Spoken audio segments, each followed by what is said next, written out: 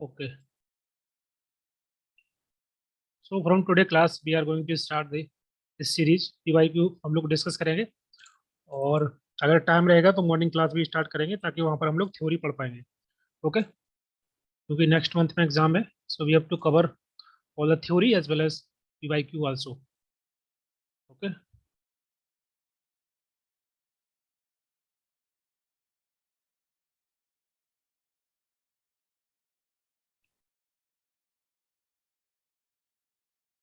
very good evening to all of you guys. You can join in morning also. We can also discuss the theory part like unit 9, unit 10 we can cover in morning class if I have the time sometimes, or in the evening time we will discuss the question PYQ.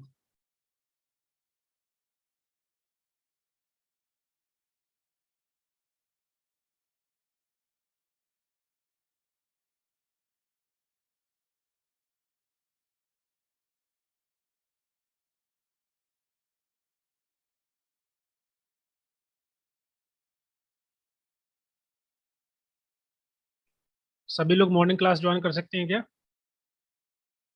सभी लोग comment कीजिए, जो लोग join कर पाएंगे वही comment करेंगे। Okay, तो मैं काउंट कर लूंगा कितने लोग मॉर्निंग में ज्वाइन कर सकते हैं। देखिए, इवनिंग में क्लास होगी। Okay, that will continue, we will discuss the question, but in morning also we can discuss theory. Stretch evening class till instead of morning class 10:30। Let's see.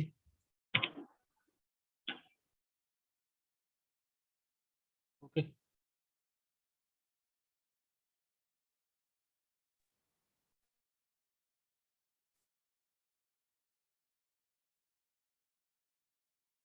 Okay, okay. मैं एक पोल create कर दूंगा group के अंदर, तो आप लोग उस पर वोट कर देना। Then I will see according to the majority I can also start morning. Okay, और बाकी जो लोग क्लास नहीं कर पाएंगे मॉर्निंग में, they can see the recording video also. Okay, because evening में मुझे भी एक्चुअली काम रहता है, मुझे इसके बाद पढ़ना होता है PhD का। So I have to manage timing. I will try to stretch till 10:30। Okay, but still आध घंटे में उतनी क्लास उतने थ्योरी नहीं पढ़ पाएंगे। So we have to at least we need more than 1 hour, so we can cover in morning also.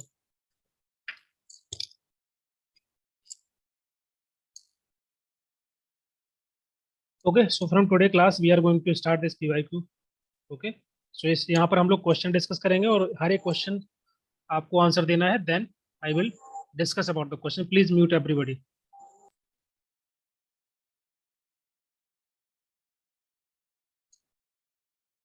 Okay, so this is the December 2020 and June 2021 cycle exam. Okay, paper. I think we should start now. सभी लोग join कर लिए हैं और आप सभी से request है, प्लीज म्यूट कर दीजिए, है ना, डिस्टर्बेंस होता है during class. Okay, so this is the first question of this paper. Arrange the stages of social group work in the sequential order. देखिए, सोशल ग्रुप वर्क के बारे में हम लोग डिस्कस कर चुके हैं, तो आपको क्वेश्चन पढ़ना है और इसका आंसर देना है। These are the stages like engagement, exploration, planning, intervention and evaluation. Okay, हम लोग रिवीजन में भी डिस्कस किए हैं, तो आई थिंक इस क्वेश्चन को आपको आंसर करने में डिफिकल्टी नहीं होनी चाहिए। ओके, और जो भी आंसर दे रहे हैं please mention the question number with the option. Okay, ताकि जो क्वेश्चन ओवरलैप ना हो, ऐसा ना हो कि सेकंड क्वेश्चन में आपका आंसर आए तो मुझे पता ना चले।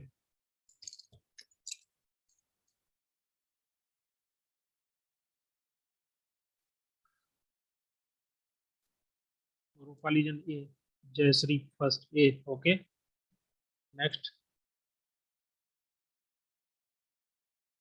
ओके, सभी का आंसर सभी लोग देंगे क्योंकि एग्जाम आपको सभी को देना है ना, तो आंसर सबको, ऐसा नहीं है कि आप किसी का आंसर दे करके छोड़ दें। You have to also mention your answer, आपका जो भी आंसर है। तो शर्माना नहीं है कि आपका आंसर गलत हो जाएगा। ओके, यहाँ गलत होगा तो एग्जाम में करेक्ट होगा।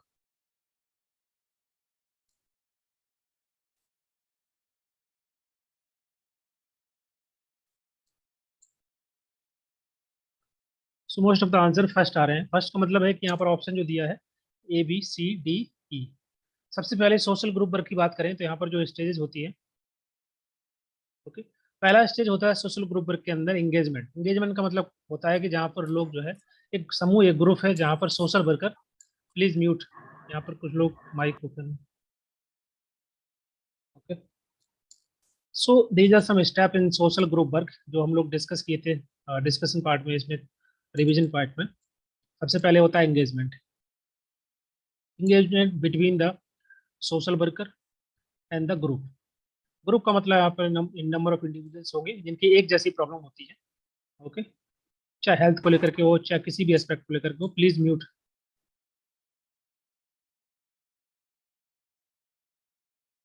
सो दिस इज द, मैं क्या बात कर रहा था, आप लोग म्यूट कर लीजिए, बीच में डिस्टरबेंस हो जाता है, okay. Social group, social group work stage, okay. So first one that will be engagement. Engagement मतलब होता है कि शुरुआती जो स्टेज होता है जहाँ पर सोशल वर्कर और ग्रुप ऑफ इंडिविजुअल्स, जो ग्रुप समूह होता है, उनके बीच में इंटरेक्शन होता है। शुरुआती फेज होता है जहाँ पर रैपोर्ट बिल्डिंग काइंड बोल सकते हैं कि उनके बीच में इंटरेक्शन होता है। They will discuss about the problems. So second that will be exploration. Exploration about what? About the problems, about the challenges, about the needs of people. उनकी जो भी जरूरतें हैं, उनकी जो नीड्स हैं, उनके जो भी चैलेंजेस हैं, और दे आर सफरिंग फ्रॉम, उनके रिगार्डिंग एक्सप्लोरेशन करना, प्रॉब्लम को जानना, समझना। Then regarding the problems they start planning about the कैसे उसको सॉल्व करना है, ओके। इंटरवेंशन पार्ट जहाँ पर वो कोशिश करते हैं कि प्रॉब्लम को सॉल्व करने के लिए with the group of peoples, okay. उनको समझाना, उनको अवेयर करना, उनको सेंसिटाइज करना, हेल्प करना सोशल वर्कर के द्वारा। And last stage will be evaluation, मूल्यांकन करना कि जो भी पहले स्टेज, जो भी एक्शन लिया गया है, ओके, वर्क ऑफ एक्शन पे जो काम किया गया है उसको एवेल्युएट करना, उसका मूल्यांकन करना, कितना इंप्रूवमेंट हुआ है। So these are the stage, already सही सीक्वेंस में लगा हुआ है। So first answer will be correct, okay. इसमें किसी को डाउट है तो पूछ लीजिए अभी। Second question, according to the GS Ghurye, which are the feature of the caste system in the society is characteristic by, यहाँ पर कुछ फीचर दिए गए हैं जीएस गुरु के द्वारा, ओके। वो आपको बताना है कास्ट सिस्टम, जो इंडिया में जो कास्ट सिस्टम है सोसाइटी के अंदर, समाज के अंदर, उसके कुछ फीचर यहाँ पर दिए गए हैं, उसको आपको बताना है। सेगमेंटल डिवीजन ऑफ सोसाइटी, समाज का विभाजन, segmentation, civil and religious ability, ये बात कर रहे हैं हम कास्ट सिस्टम की इंडिया के अंदर, वो आपको ही बताना है। Hierarchy and restrictions on feeding and social intercourse, मतलब जब शादी होती है तो लोग नहीं बुलाते एक दूसरे के, जो नीचे कास्ट के या ऊपर कास्ट के होते हैं, सोशल इंटरेक्शन कम होता है, ओके। इंटरकास्ट के अंदर रेस्ट्रिक्शंस होते हैं, हिरार्की होती है। Choice of occupation in marriage, okay, लोगों को मैरिज और ऑक्यूपेशन चूज करने का अधिकार होता है। तो ये आपके ऑप्शन है, बताइए कौन सा करेक्ट आंसर होगा।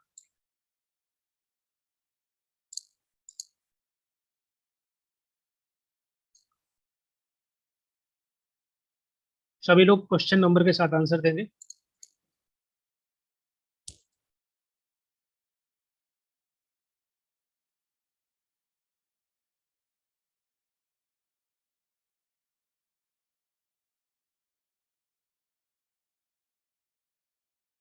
क्वेश्चन को आप अच्छे से पढ़िए, okay.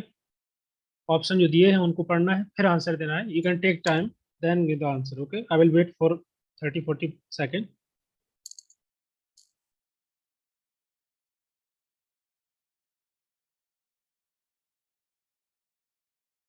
Then you can also revise your answer. अगर आपको लग रहा है कि आंसर दूसरा है तो आप उसको दोबारा लिख सकते हैं।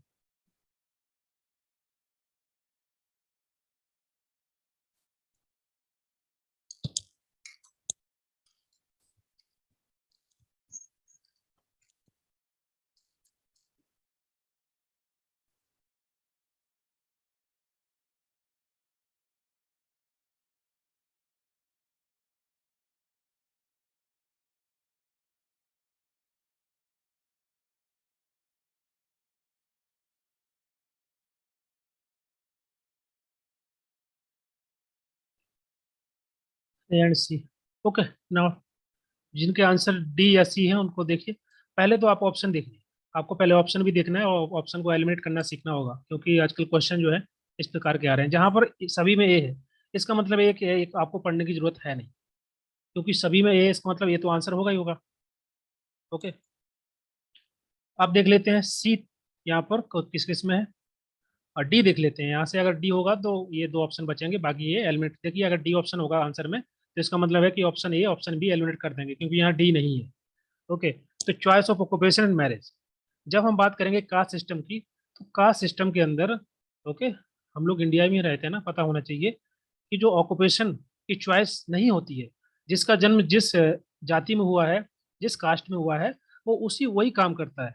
ओके, जो ब्लैक स्मिथ होगा वो ब्लैक स्मिथ के घर में पैदा हुआ तो वही काम करेगा। ओके, जो गोल्ड स्मिथ है उसको वही काम करना है, जो फार्मर है वो फार्मर का बेटा फार्मर ही बनेगा। That is the part of the characteristic of your caste system. So marriage का भी कोई चॉइस नहीं होता है। ओके, जिस कास्ट के अंदर जिसका जन्म होता है वो उसी कास्ट में उसका शादी होता है। So there is no choice of occupation and the marriage. So ये ऑप्शन आपका जो है एलिमिनेट हो जाएगा। करेक्ट है।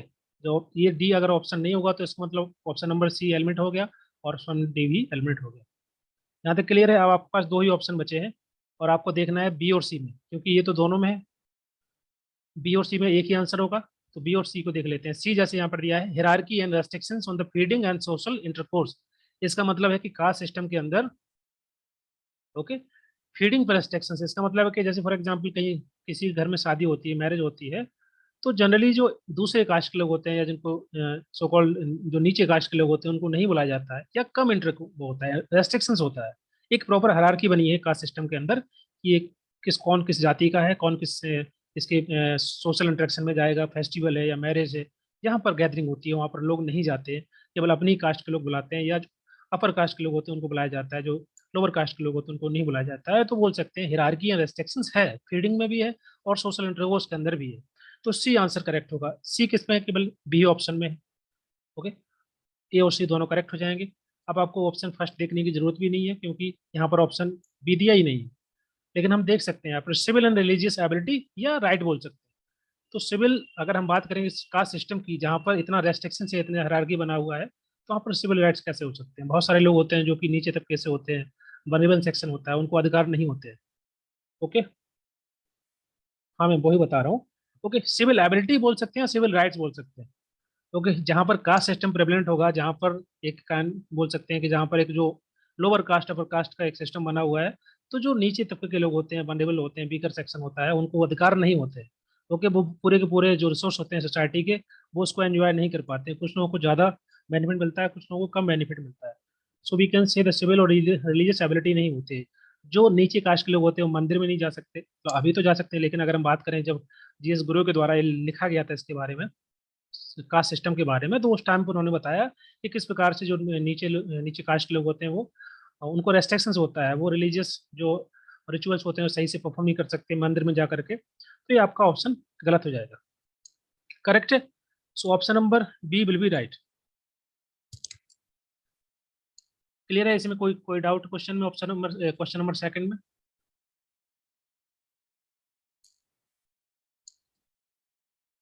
ओके, अब ये क्वेश्चन को देखिए आप, ये क्वेश्चन लास्ट ईयर का ही है और हो सकता है कि जैसे कि किसी ने ना पढ़ा हो इस क्वेश्चन को, क्योंकि कभी कभी इतना ज़्यादा डिटेल में सिलेबस में नहीं रहता है और पढ़ाया भी नहीं जाता है, राइट। तो ये क्वेश्चन आपको एक कॉमन सेंस यूज करना है। आपने पूरा सिलेबस पढ़ा हुआ है, आपने बहुत कुछ थ्योरी पढ़ी हुई है। ओके, कास्ट सिस्टम के बारे में हम जानते हैं।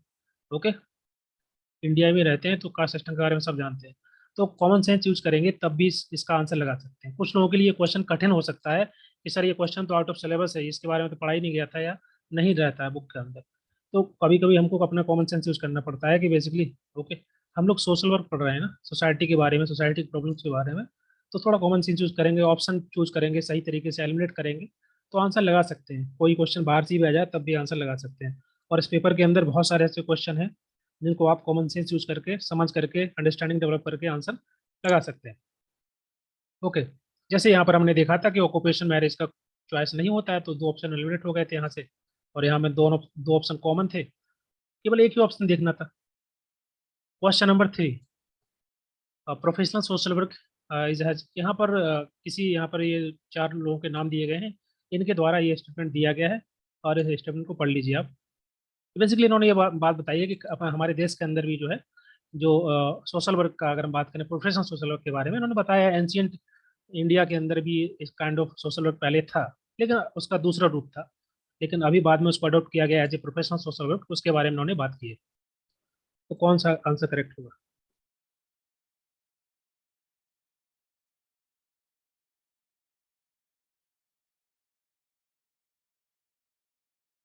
ये जो सोशल वर्क का कंसेप्ट है ये बाहर से नहीं आया है, that is the part of our culture, that is a part of ancient heredity.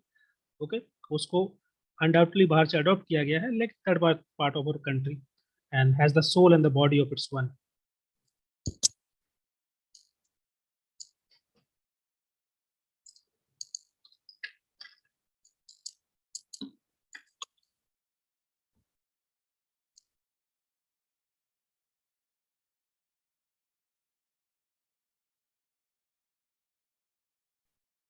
Okay, this is the factual question. अब इसमें क्या है कि अगर आपको आता है तो आंसर लगा सकते हैं, नहीं तो आपको तुक्का ही लगाना पड़ेगा। ओके, कुछ क्वेश्चन होते हैं जहां पर आप ज्यादा सोच विचार नहीं कर सकते, right. So the right answer will be option number B. PD Kulkarni के द्वारा इसको जो है इस इस स्टेटमेंट को दिया गया था। One second, option number B इसका करेक्ट होगा। Okay, PD Kulkarni is the right answer.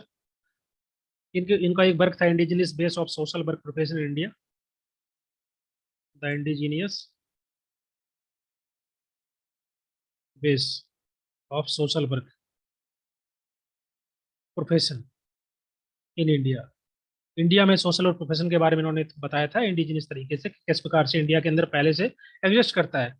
तो उसमें इन्होंने इस बात ये स्टेटमेंट की बात की थी।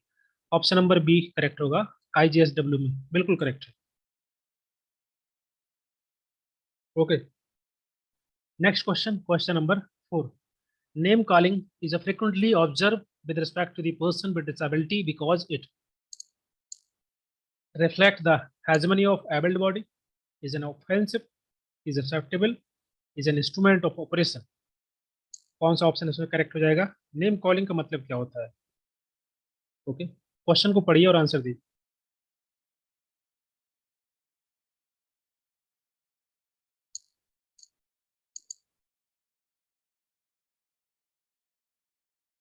कुछ लोगों के आंसर भी आ गए हैं। फोर्थ का one, A B, A B D, A B सी।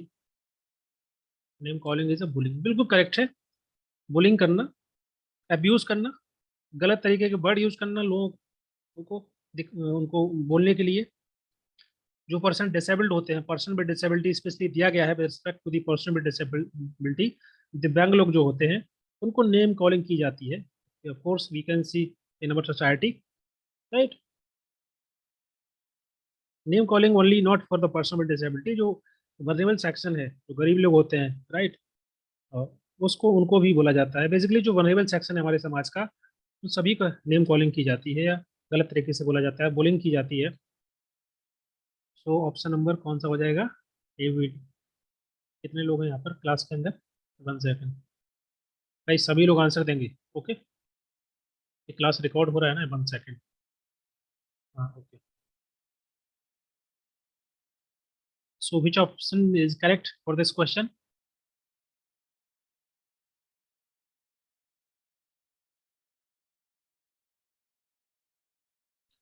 पहला ऑप्शन में, इसमें नेम कॉलिंग का मतलब होता है बुलिंग करना या गलत कमेंट करना, गाली देना। गाली मतलब इन टर्म्स ऑफ, जैसे कि जो कोई दिव्यांगजन है, विकलांग है, किसी प्रकार से हैंडीकैप्ड है, तो उसको उस रूप में उसको बोलना, तो एक काइंड ऑफ गाली होती है, उसको नेम कॉलिंग बोल सकते हैं, बुलिंग करना होता है।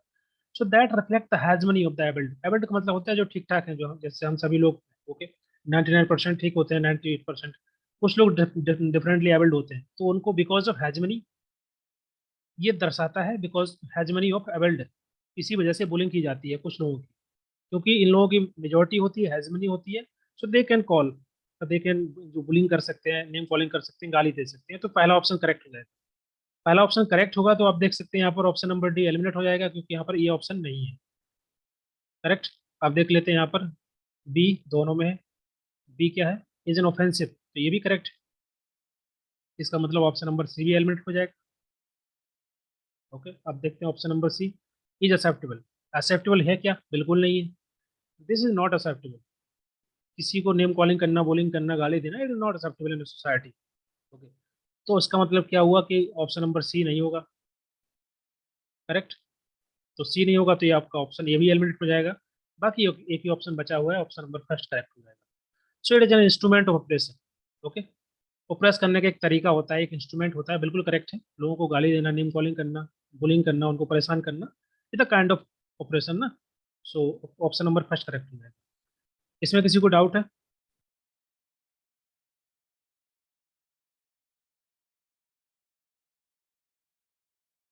Okay, question number 5। In case of group work intervention strategy, the social group worker aids the client in learning how they present themselves from maturing through। चार ऑप्शन दिए हैं: behaviour model, facilitative intervention, gestalt therapy and transaction analysis.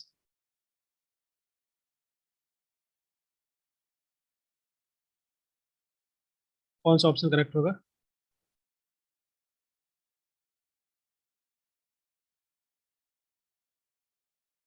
यहाँ पर बात की जा रही है कि जो पर्सन है उसको, जो क्लाइंट है, social worker through the social group work intervention, उसको कैसे जो है उसके अंदर एक काइंड ऑफ सेल्फ डायरेक्शन देते हैं, उसको मोटिवेट करना, उसको फ्रीडम प्रोवाइड कराना, मेच्योरिटी डेवलप करना उसके अंदर। तो किस मॉडल के अकॉर्डिंग जो है, किस मॉडल का यूज करके सोशल वर्कर उसके अंदर एक मेच्योरिटी डेवलप करते हैं, उसके अंदर सेल्फ डायरेक्शन डेवलप करते हैं, सेल्फ इम्प्रूवमेंट डेवलप करते हैं।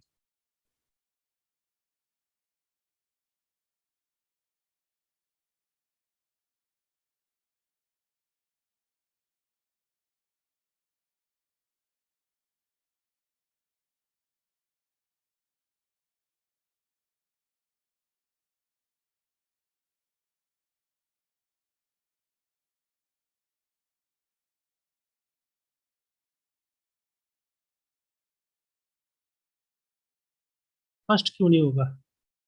कौन से क्वेश्चन में? बिहेवियर, देखिए, बिहेवियरल मॉडल या बिहेवियरल थेरेपी क्या होती है? वो ह्यूमन बिहेवियर को एक्सप्लेन करती है। कैसे करती है? कि इंसान के जो इंडिविजुअल पर्सन है उसके आसपास का एनवायरनमेंट कैसा है। Because human behaviour is the consequences of the individual environment. Okay, वहीं से वो लर्न करता है, वहीं से एक्वायर करता है नॉलेज को, सोशलाइजेशन वहीं से होता है उसका। और जैसा उसका प्रीवियस एक्सपीरियंस है उसी के माध्यम से इंसान का बिहेवियर डेवलप होता है। तो जो बिहेवियरल थेरेपी होती है वो बेसिकली जो बिहेवियर है उसको बदलने की कोशिश की जाती है थ्रू दिस थ्योरी। ओके, जबकि जो गेस्टाल्ट थेरेपी है इसका फोकस क्या होता है? एनीबडी? यहाँ पर उन लोगों को अवेयर करना, बताना, सेंसिटाइज करना, सेल्फ डायरेक्शन प्रोवाइड कराना, that is kind of psychotherapy. Okay, so option number C इसका करेक्ट होगा। And what is the transaction theory? Anybody? C इसका करेक्ट आंसर होगा। बिल्कुल correct, whole as a person. And option number D इसमें दिया है transaction analysis theory. So anybody इसको explain कर सकता है कोई? इसको हम टीए बोलते हैं।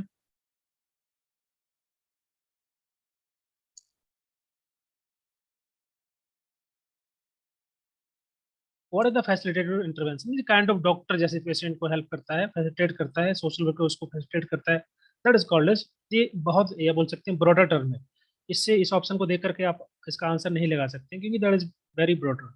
बहुत सारी चीजें इसमें आ जाएंगी। Catharsis type. Okay, and what is the transaction analysis? TA. ये भी एक साइकोएनालिटिकल थ्योरी है, थेरेपी भी यूज करते हैं।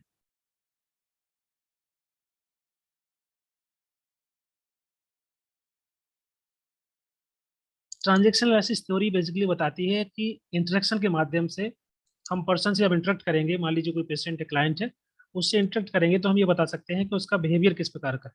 ओके, किस प्रकार का स्टेट स्टेट है उसके ईगो का। ओके, उससे कम्युनिकेशन के माध्यम से हम ये चीज को अंडरस्टैंड कर सकते हैं। इसमें तीन स्टेट आती है। एक पेरेंट स्टेज आती है, parent ego stage, adult ego stage, और चाइल्ड ईगो स्टेज। आपने देखा होगा कुछ लोगों का बिहेवियर ऐसा होता है, आप उनसे बात करेंगे तो बहुत ही ज्यादा, मतलब चाइल्डिश बातें करेंगे, बचपने जैसी बातें होती है ना, छोटी छोटी, वो उसको बोलते हैं चाइल्ड ईगो। मतलब उसका जो ईगो है बहुत ज्यादा डेवलप नहीं हो पाया, अभी भी बच्चों की तरह वो बात कर रहा है। एक होता है पेरेंट ईगो, हमेशा लोगों को ज्ञान देना या बताना, समझाना, वो उसे हम बोलते हैं पेरेंट ईगो। कुछ लोगों के अंदर होता है कि वो चीज़ों को अच्छे से बताते हैं, समझाते हैं लोगों को, राइट, चीज़ों को अंडरस्टैंड कर पाते हैं, उसको हम बोलते हैं पेरेंट ईगो। बहुत ज़्यादा छोटी छोटी, जैसे कि मान लीजिए पेरेंट्स का आपने देखा होगा कि कुछ भी गलती हो तुरंत बोल देते हैं, ये गलत कर रहे हो, ये अच्छा नहीं कर रहे हो, ये ऐसा नहीं है, ऐसा ठीक नहीं है। एक होता है एडल्ट ईगो। एडल्ट ईगो मतलब होता है कि चीज़ों को अच्छे से समझना, मेच्योरिटी ज़्यादा होती है एक पर्सन के अंदर। अगर एडल्ट ईगो ज़्यादा है इसका मतलब वो अच्छा डिसीजन मेकर होगा, ओके, अच्छा कम्युनिकेटर होगा, चीज़ों को समझेगा। उसको बोल, ये तीन स्टेट होती है ईगो की, जो कि ट्रांजेक्शन एनालिसिस थ्योरी में बताया जाता है। कि हम पर्सन से इंटरेक्ट करके कम्युनिकेशन के माध्यम से जब उससे बात करेंगे तो समझ पाएंगे कि पर्सन किस स्टेज में है, और अगर वो चाइल्ड स्टेज में है या पेरेंटल स्टेज में है तो उसकी हम स्टेज को बदल सकते हैं with the help of therapy, और उसको ला करके हम एक अडल्ट ईगो में लाएंगे। क्योंकि अडल्ट ईगो जो होता है एक मेच्योरिटी होती है, जहाँ पर पर्सन के अंदर बहुत सारी क्वालिटी डेवलप हो जाती है। ओके, सही डिसीजन ले पाता है अपने जीवन के, तो इस स्टेज में लाने की कोशिश की जाती है। Okay, analyze the determine the ego state of the communicator. हाँ बिल्कुल करेक्ट है। फ्रेडरिक एस्पर्लमैन, फॉल्स, जर्मन बॉर्न। ओके, जो लोग भी आंसर दे रहे हैं और जिन्होंने आंसर नहीं दिया वो एटलीस्ट पढ़िए, जो लोग आंसर दे रहे हैं, ताकि आपका भी रिवीजन होता जाएगा, और जो लोग आंसर दे रहे हैं उनका रिवीजन हो ही रहा है। राइट। और जो भी थ्योरी आपको आती है ऑप्शन में दी गई है तो आपको एक्सप्लेन करिए कमेंट बॉक्स में, ताकि सब लोग उसको देखें और उनका रिवीजन हो। Okay, because this is the last revision of the PYQ, क्योंकि हम लोग पीवाईक्यू डिस्कस करेंगे और करते करते ही एग्जाम आ जाएगा। राइट। तो जितना ज़्यादा इंटरेक्शन होगा आप सभी के बीच में, और साथ में मैं भी हूँ, तो उतना ज़्यादा आपका रिवीजन अच्छे से हो पाएगा। So C will be right answer. Question number 6, social action is not only a method of social work but an overriding philosophy behind it. This statement is credit to, किसके द्वारा ये स्टेटमेंट दिया गया है?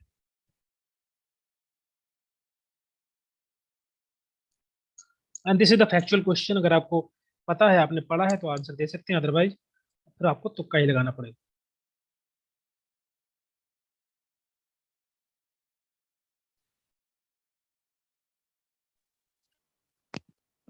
Hello yes. सर, नमस्कार sir. Sir मुझे थोड़ा 5 number का को जो जेस्टल थेरेपी है तो वो थोड़ा फिर से बता देंगे? जैसा थेरेपी के बारे में मैं अभी बताया था कि एक सर मुझे साइको साइकोथेरेपी है, जिसका यूज किया जाता है कि पर्सन के अंदर सेल्फ डायरेक्शन प्रोवाइड कराना, उसको एज ए होल, उसकी जो भी प्रॉब्लम्स है उसको समझना, उसको मोर अवेयर करना चीज़ों के बारे में, पर्सन को फोकस करना उसके प्रेजेंट मूवमेंट पे रादर देन पास्ट एक्सपीरियंस पे। ओके, तो प्रेजेंट टाइम में जो उसकी समस्या है उसके आसपास जो प्रेजेंट टाइम में एनवायरमेंट है, क्योंकि पर्सन का जो अनुभव होता है, एक्सपीरियंस होता है, वो उसके आसपास के एनवायरमेंट से कहीं ना कहीं इन्फ्लुएंस होता है। तो हम उसके प्रेजेंट टाइम पे उस पर फोकस करते हैं, कैसे वो उसका जो आसपास का एनवायरमेंट है, एनवायरमेंट मतलब होता है फ्रेंड, फैमिली, टीचर्स, आसपास सराउंडिंग में जो भी है, वो इन्फ्लुएंस करते हैं पर्सन के बिहेवियर को। तो उसको समझना, उसको अंडरस्टैंड करना, उसके प्रेजेंट टाइम को अंडरस्टैंड करना रादर देन पास्ट एक्सपीरियंस, और फिर फोकस करना साइको इस थेरेपी के माध्यम से। ओके, उसमें बदलाव करना, उसके पर्सनालिटी में बदलाव करना, ताकि वो खुद डिसीजन ले पाए। ओके, सेल्फ डायरेक्शन उसके अंदर डेवलप करना, अवेयर करना, उसको बताना। सर, लेकिन जेस्टल थेरेपी तो ग्रुप वर्क में कैसे, केस वर्क में होगा ना? किस वर्ग में होगा? यहाँ यहाँ हम बात कर रहे हैं जो हमने आपको बताया है। ओके, कोई भी थ्योरी या थेरेपी होती है, वो जरूरी नहीं है कि आप एक ही मेथड में यूज कर सकते हैं, वो डिपेंड करता है। अगर आप किसी एक इंडिविजुअल पर्सन को आप डील कर रहे हैं तो वहाँ पर आप वेस्टर्न थेरेपी यूज कर सकते हैं, और आप जब दो चार लोग होंगे, ग्रुप होगा, उसमें भी आप वो थेरेपी यूज कर सकते हैं। ओके, सो कोई भी थेरेपी है वो ऐसा नहीं है कि किसी पर्टिकुलर उसके लिए बनी है। हाँ, बनाई गई होगी उस पर फोकस करते हुए, लेकिन you can also use any therapy, any model, if required for the more than two people, more than like 5 people. Right. Both case जी sir, work thank you and sir. Group work में use कर सकते हैं, so लेकिन this is a very simple, मतलब आप कोई therapy बनाते हैं या कोई मॉडल डेवलप करते हैं, कोई अप्रोच डेवलप करते हैं, जो it doesn't mean this is a focus only particular one thing. Okay, उसको हम अलग तरीके से यूज कर सकते हैं। कोई थ्योरी दूसरे सब्जेक्ट की है, उसको हम और दूसरी सब्जेक्ट में यूज कर सकते हैं, अगर वो एक प्रॉपर थ्योरी है। ओके, कोई भी मॉडल है उसको हम अलग अलग तरीके से यूज कर सकते हैं। जैसे हम लोग सोशल वर्क में बहुत सारी चीजें जो पढ़ते हैं वो मेडिकल टर्म है या मेडिकल थ्योरी होती है, लेकिन हम उसको एक ह्यूमनिस्टिक तरीके से उसको सोशल वर्क में यूज करते हैं। तो theory something which can use, that is universal, you can use in different way. जी clear? Sir. Okay, question number 7, question number, अच्छा क्वेश्चन नंबर 6 था, इसका आंसर क्या था? 7 का डी, डी नहीं है इसका answer, A S, this is the right answer.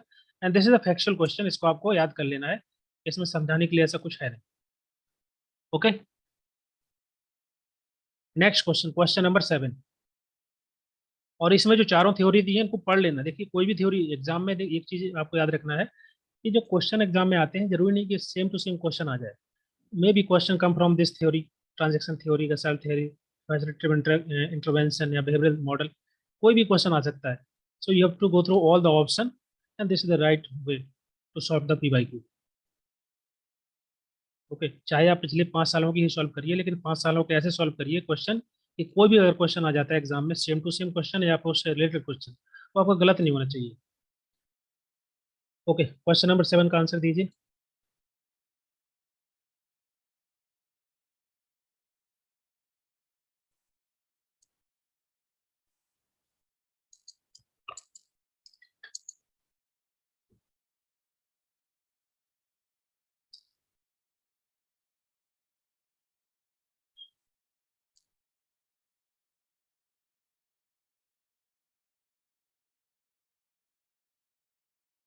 Option number D, सभी का आंसर ऑप्शन नंबर डी आ रहा है. इसका मतलब ये क्वेश्चन पेपर आप लोगों ने सॉल्व कर रखा है पहले से. ये क्वेश्चन थोड़ा सा डिफिकल्ट है क्योंकि ये जो यहाँ पर दिए गए नेम और यहाँ पर ऑथर का नाम दिया गया ये थोड़ा सा डिफिकल्ट है. ओके. ओके, लेकिन आई थिंक सभी का आंसर करेक्ट है, ऑप्शन नंबर डी करेक्ट हो जाएगा. The first will pair with the fourth one. अगर आपको केवल यही पता है ना तब भी आप आंसर को लगा सकते हैं, क्योंकि 1/4 के साथ पेयर केवल एक ही ऑप्शन में है, तो ये ऑप्शन आपके एलिमिनेट हो जाएंगे. या फिर मान लीजिए आपको डी के बारे में पता है, the politics of social work, ये किससे जुड़ा हुआ है, then you can directly mark like this one, Fred Powell. यहाँ पर केवल एक ही ऑप्शन है जिसमें डी थर्ड के साथ पेयर है, तो आप ऐसे ऑप्शन को एलिमिनेट कर सकते हैं. जब भी क्वेश्चन डिफिकल्ट लगे आपको तो ये समझ लेना उसमें कुछ ना कुछ ऐसा दिया होगा जो आपका क्वेश्चन को करेक्ट कर सकता है. How to learn these, who gave which statement. Statement का ऐसा है कि कुछ चीजें हम लोग बुक में पढ़ लेते हैं या कुछ चीजें नोट्स में रहती हैं तो आपको पता होता है, राइट. अब बहुत सारे थिंकर हैं, उनके द्वारा कुछ ना कुछ तो बोला ही गया है ना, तो it is very difficult learn everything. Okay. ऐसे क्वेश्चन 100 क्वेश्चन मान लीजिए आपके सोशल वर्क में है, तो इसी वजह से आपको पूरे नहीं करने होते हैं ना. मतलब आपको मार्क तो करना है सभी को, लेकिन कुछ क्वेश्चन तो गलत हो सकते हैं या फिर मान लीजिए कुछ क्वेश्चन छोड़ना पड़ता है. क्योंकि ये माइनस मार्किंग नहीं है तो हम लोग छोड़ते नहीं क्वेश्चन, लेकिन कुछ 2-4 क्वेश्चन जरूर ऐसे आएंगे जिनको आप जो है नहीं कर पाएंगे, क्योंकि कुछ क्वेश्चन मान लीजिए आउट ऑफ सिलेबस आ जाते हैं, राइट. और स्पेशली थ्योरी वाले सब्जेक्ट में ऐसे क्वेश्चन आ जाते हैं कि आप किसी किसी ऑथर ने क्या बोला है या किसी थिंकर के द्वारा क्या बोला गया है, तो अगर आप कोरिलेट नहीं कर पा रहे हैं तो फिर वो क्वेश्चन को आपको फिर तुक्का मारना पड़ता है. ओके, तो घबराने की जरूरत नहीं है, 1-2 क्वेश्चन होते हैं. 100 क्वेश्चन में से 1-2 क्वेश्चन अगर ऐसे आ भी जाएंगे तो क्या हो गया, बाकी आपके पास तो है 90 क्वेश्चन, 95 क्वेश्चन, उन पे आप फोकस करिए, राइट. और ऐसे क्वेश्चन को शुरुआत में आप लोग छोड़ दीजिए करिए एग्जाम में. जैसे आपने मान लीजिए एक क्वेश्चन है ना, अगर एग्जाम में आ गया और आप क्वेश्चन नंबर सेकंड ही है, ऐसा नहीं है कि आप क्वेश्चन को देख कर डर जाएं कि यार बहुत डिफिकल्ट क्वेश्चन आ रहे हैं. उस क्वेश्चन को स्किप कर दीजिए, बाद में देख लेना, टाइम रहेगा तो. Okay, next question, question number 8. अब ये क्वेश्चन है बहुत ही आसान क्वेश्चन. अगर आपने ये आर्टिकल पढ़े होंगे जो कि मैंने बताए थे कि कौन कौन से आर्टिकल बहुत ज़्यादा इंपॉर्टेंट है. क्वेश्चन बताइए, क्वेश्चन नंबर 8 का आंसर दीजिए.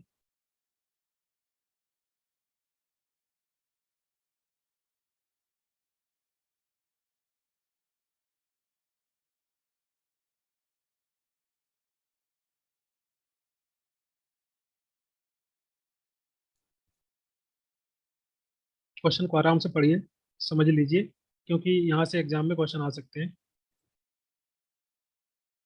आर्टिकल को लेकर बहुत सारे क्वेश्चन, मैंने जब एग्जाम दिया था उस समय आर्टिकल को लेकर के 8 क्वेश्चन आए थे लगभग समथिंग. तो ये जो चैप्टर है काफ़ी इंपॉर्टेंट है, specially constitution and fundamental right, fundamental duties. Okay, DPSP, इनको आपको अच्छे से रट लेना है. प्रियम्बल, कौन कौन से वर्ड लिए गए हैं, कौन कौन से, राइट, कौन सा उसमें आपका अमेंडमेंट था, ये जो है बहुत ज़्यादा इन पर फोकस करना है आपको.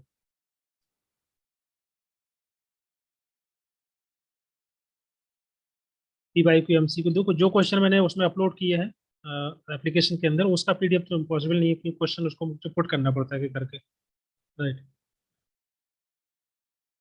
और क्वेश्चन जो है ये ऐसा नहीं है कि कहीं से बाहर से क्वेश्चन, बुक से ही क्वेश्चन है. ये 2-3 बुक हैं, उसमें से कुछ कहीं से कोई क्वेश्चन ले लिया, कहीं से कुछ ले लिया, ऐसे करके मैं बना लेता हूँ मॉक टेस्ट. ओके, तो ऐसा कुछ नहीं, कोई बाहर से मैंने क्वेश्चन बनाया हुआ नहीं है. वो सब वो बुक्स के अंदर है, आप लोगों के पास बुक्स ऑलरेडी होगी, तो आप प्रैक्टिस करिए.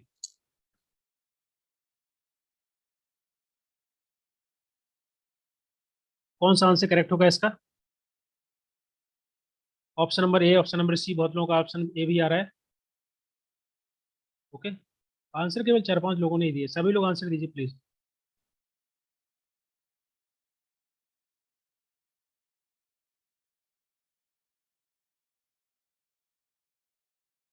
देखिए आर्टिकल 330 और आर्टिकल 332 के बारे में आपको पता होना चाहिए एटलीस्ट। अगर मान लीजिए आपको ये नहीं पता है कि डी और टी के बारे में, तो at least article 330 and article 332 you should know about this. इसके बारे में डिस्कस किए थे हम लोग। ओके, ऑप्शन नंबर सी यहाँ पर बोल रहे हैं सभी का आंसर सी आ रहा है, इसका मतलब है कि ये ऑप्शन सी करेक्ट है। ओके, अब मान लीजिए कि 1/3 ऑफ टोटल सीट रिजर्वेशन, हाँ बिल्कुल अनिल कुमार साहू करेक्ट है।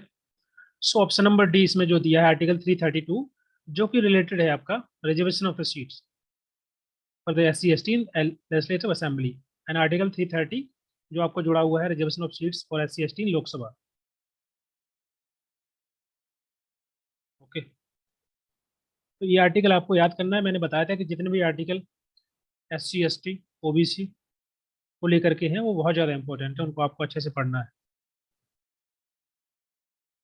बताना कि लास्ट 1 मंथ में क्या क्या कवर करने और कैसे रिवीजन करना है।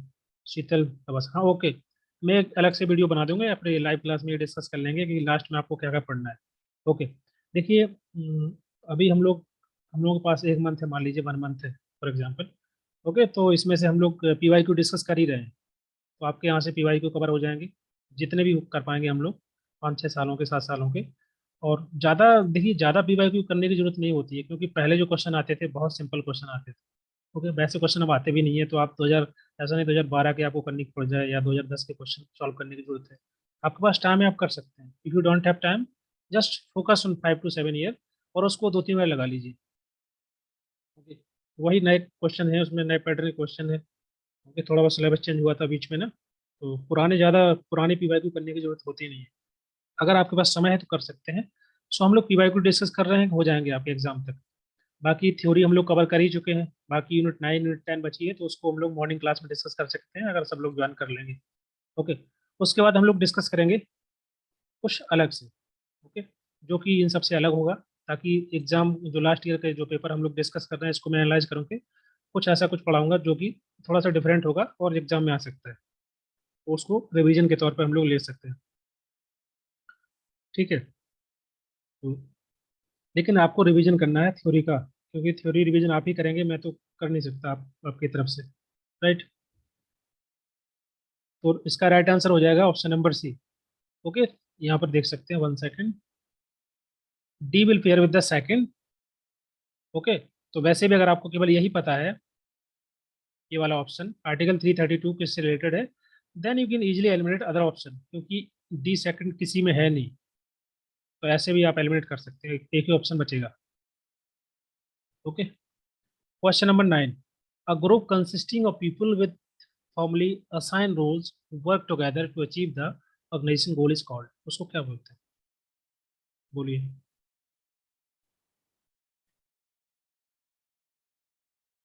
People they are